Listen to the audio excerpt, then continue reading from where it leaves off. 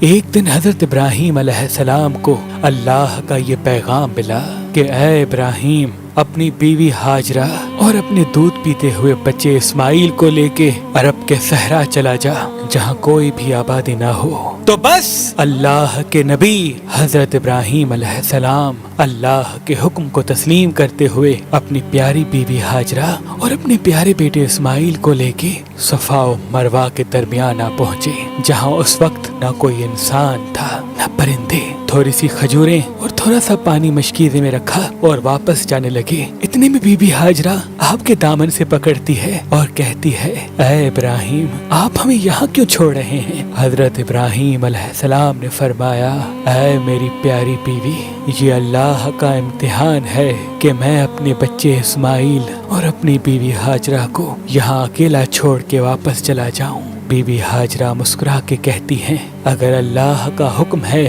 تو یقیناً اللہ ہی ہماری نصرت کرے گا۔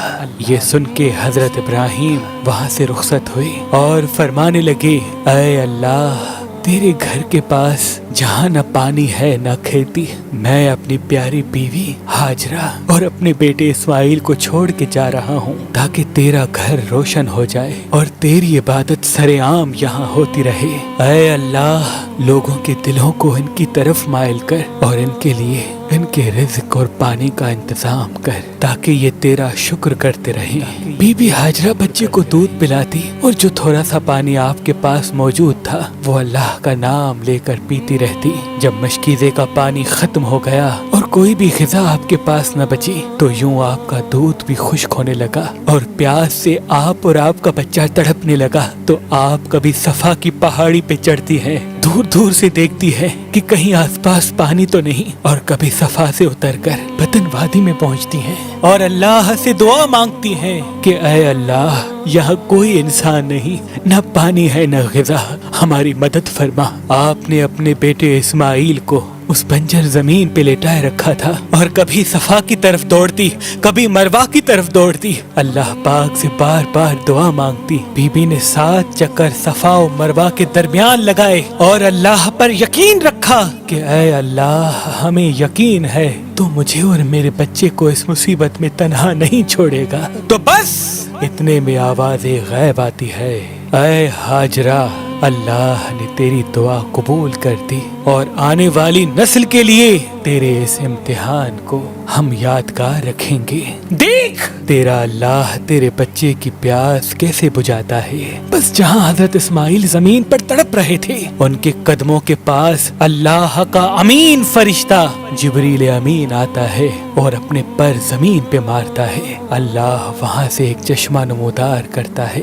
بی بی ہاجرہ پانی کو دیکھ کے اللہ کا شکر کرتی ہیں، اس چشمے کے چاروں طرف بند باندھتی ہیں۔ اللہ کے رسول نے فرمایا، اگر اس وقت بی بی ہاجرہ اس پانی کو نہیں روکتی تو اللہ وہ پانی پوری زمین پہ پھیلا دیتا، اور پھر بی بی ہاجرہ اپنی پیاس بجھاتی ہیں، اپنے بچے کی پیاس بجھاتی ہیں۔ پھر جبریل امین فرماتے ہیں، اے ہاجرہ، یہاں اللہ کا گھر ہے، گھبراؤ نہیں، ان قریب تیرا شوہر ابراہیم اور تیرا بچہ اسماعیل بیت اللہ بنائیں گے، جو رہتی دنیا تک اللہ کی نشانی ٹھہرے گا۔ پھر آس پاس اللہ نے کھجور کے درخت اگائے، بی بی وہاں کے پھل کھاتی، پانی پیتی، اپنے بچے کے ساتھ رہتی۔ پانی اور غذا دیکھتے ہوئے مختلف پرندے بھی وہاں اترنے لگے۔ تھوڑے عرصے میں جرہم قبیلے کے لوگ مقام قدا کے راستے سے جب وہاں سے گزرتے ہیں تو دیکھتے ہیں کہ اتنے پرندے یہاں کیسے؟ پرندے تو وہاں ہوتے ہیں جہاں پانی ہوتا ہے، لیکن ہم نے تو یہاں کبھی پانی نہیں دیکھا، آؤ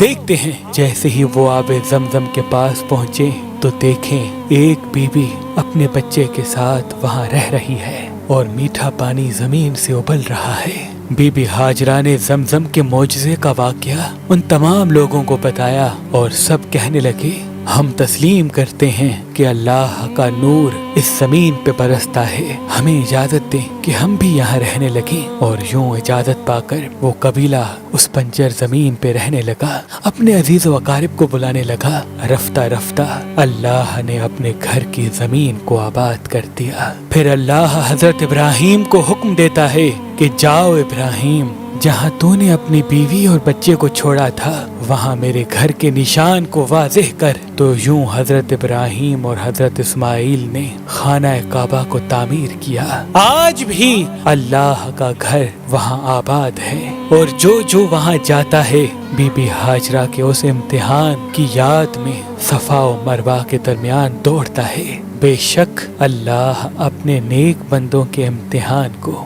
آنے والے انسانوں کے لیے سبق رکھتا ہے، تاکہ ہر انسان یہ جان لے کہ اللہ مصیبت میں کبھی بھی اپنے بندوں کو تنہا نہیں چھوڑتا۔ اے اللہ، ہر انسان کی دعا حضرت ابراہیم، بی بی ہاجرہ اور حضرت اسماعیل کے صدقے اپنی دربار میں قبول و مقبول فرما۔ آمین ثم آمین۔ فرما آمین ثم آمین۔